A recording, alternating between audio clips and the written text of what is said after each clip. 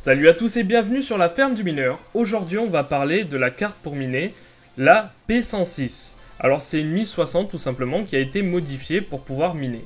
Donc je remercie tout d'abord Papadog de m'avoir permis de faire ce TeamWeaver pour tester ces cartes. Donc ensemble on a pu voir tester ces 6 cartes, ces 6 P106, donc c'est 1060.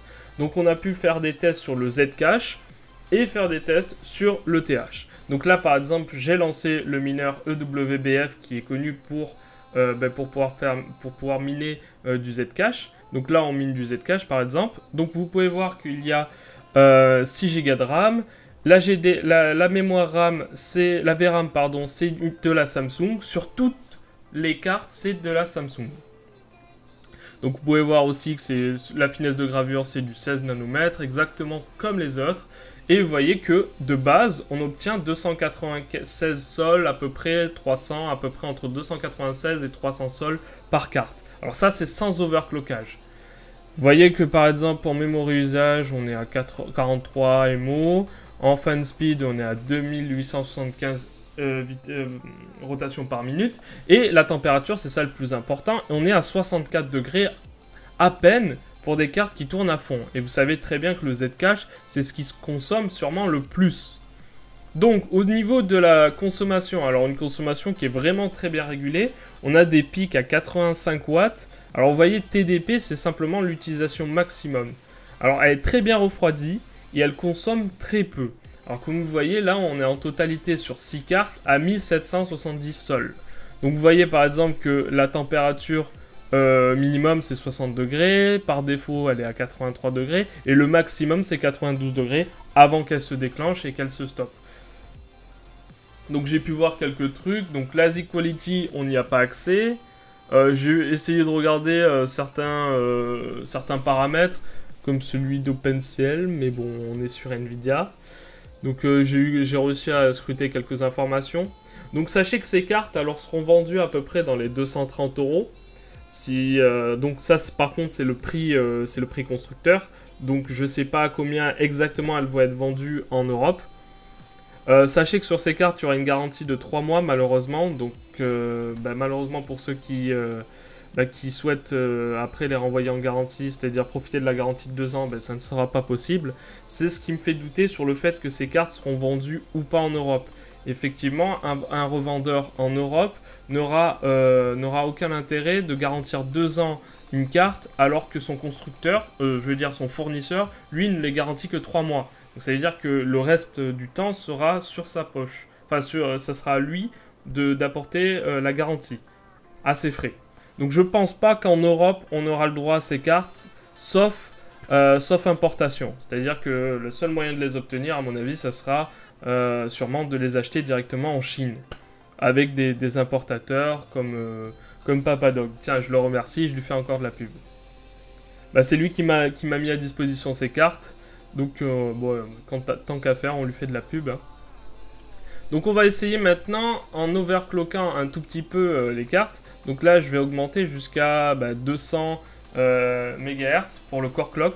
Comme vous le savez, le memory clock n'a aucun impact sur le Zcash, mais le core clock a de l'impact. Donc, enfin, on augmente les performances. Donc, on va voir combien on gagne. On était à 1070 sols pour la totalité, soit les 6 cartes. Je crois que là, on va être à peu près à 1800, si vous voyez.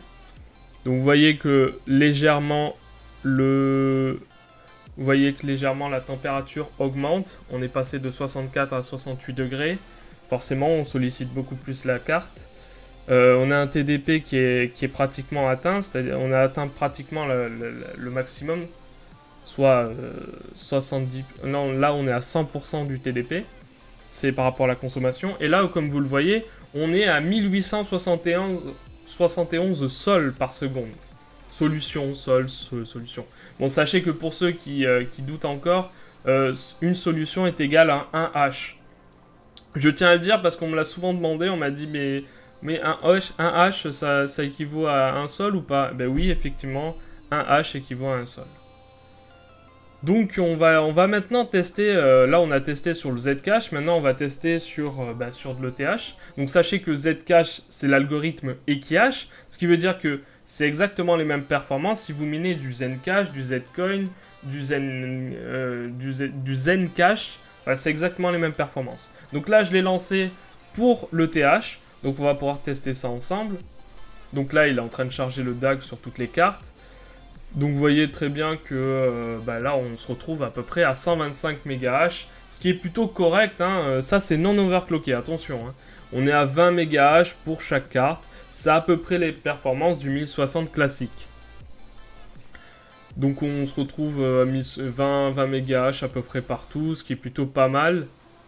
Ce qui est plutôt correct hein, pour des 1060. Mais attention, quand on overclock ces cartes, c'est là qu'on commence à gagner énormément. On peut aller jusqu'à 25 MHz, voire plus. Bon après plus je vous conseille pas parce qu'après on a des problèmes d'instabilité. Mais on peut les monter jusqu'à 25-26 MHz sans problème. Pour obtenir en totalité à peu près dans les 140, 149, 150 MHz. Franchement ça vaut le coup. Alors ces cartes, on me demande souvent si elles valent réellement le coup. J'ai envie de dire oui et non. Parce que le problème de ces cartes, c'est que une fois que vous aurez terminé de miner avec, une fois que le minage par exemple ne sera plus rentable, eh bien qu'est-ce que vous allez faire de ces cartes? J'ai envie de vous dire, mis à part les jeter à la poubelle, je vois pas à quoi elles vont pouvoir vous servir. À la limite, vous pourrez vous en servir comme, je ne sais pas, pour les graphistes, pour un moteur de rendu, enfin, je ne sais pas, quelque chose qui pourrait y ressembler. Elles pourront avoir une utilité, mais seulement pour le calcul.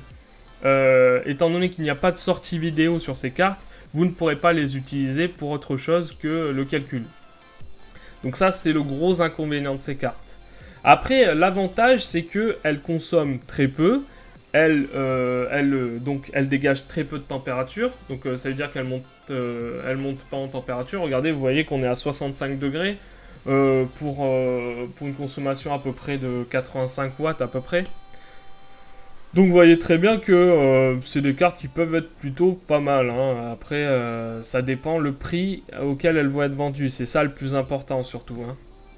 Moi, personnellement, je ne vous conseillerais pas ces cartes que pour les raisons que j'ai citées précédemment, qui sont que ces cartes déjà, elles vont être garanties que 3 mois. Donc ça, c'est un inconvénient. Deuxièmement, vous serez obligé de les importer parce que aucun revendeur en France n'acceptera de tenir une garantie de 2 ans alors que le constructeur, lui, les garantit à peine 3 mois. Et troisièmement, qu'est-ce que vous allez en faire une fois que, imaginons, le minage ne sera plus rentable? Vous n'allez pas pouvoir les vendre ces cartes étant donné que ces cartes ne servent qu'à faire du calcul. Donc, à vous de décider. De toute façon, ces cartes actuellement, elles ont un prix qui est pas vraiment compétitif. Hein. Constructeur, c'est à 230 €, donc je sais pas trop quoi vous dire. On va voir tout de suite, à peu près. On va voir maintenant on va voir l'overclockage jusqu'à combien on peut avoir. Et vous allez voir qu'on peut monter facilement à 25 MHz. Donc là, vous voyez, on va augmenter le memory clock. Inutile d'augmenter le core clock en fait, hein, vous pouvez le laisser à 0. Il n'y a pas de problème, c'est juste qu'il était à 70 là, donc j'ai pas touché.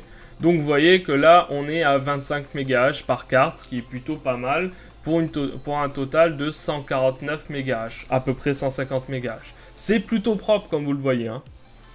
Surtout que la consommation n'a pas vraiment augmenté et la température a légèrement augmenté. On est passé de 64 degrés à 68 degrés.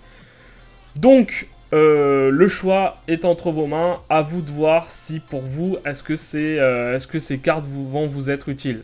Je pense que ces cartes sont surtout utiles pour les grosses fermes de minage parce que sur des grosses fermes, la consommation et les températures sont vraiment importantes. Le problème, c'est que si vous achetez ce genre de cartes, vous en achetez 2-3, imaginons, vous allez peut-être rentabiliser votre affaire, mais le truc, c'est qu'après, vous n'allez plus quoi savoir en faire. Ces personnes-là qui vont avoir des fermes, elles, de toute façon, elles s'en foutent de savoir si elles vont revendre ou pas leur carte, étant donné que derrière, ce qu'elles veulent, c'est rentabiliser très vite leur achat, forcément. Donc, à vous de voir, comme je vous le dis. Je me répète, je sais, mais c'est important que vous le sachiez, que ces cartes ne sont pas non plus exceptionnelles. Elles sont très bien, mais elles ne sont pas exceptionnelles, surtout pour le prix auquel elles vont être vendues. Donc voilà, je vous remercie de m'avoir suivi pour cette vidéo, et à bientôt!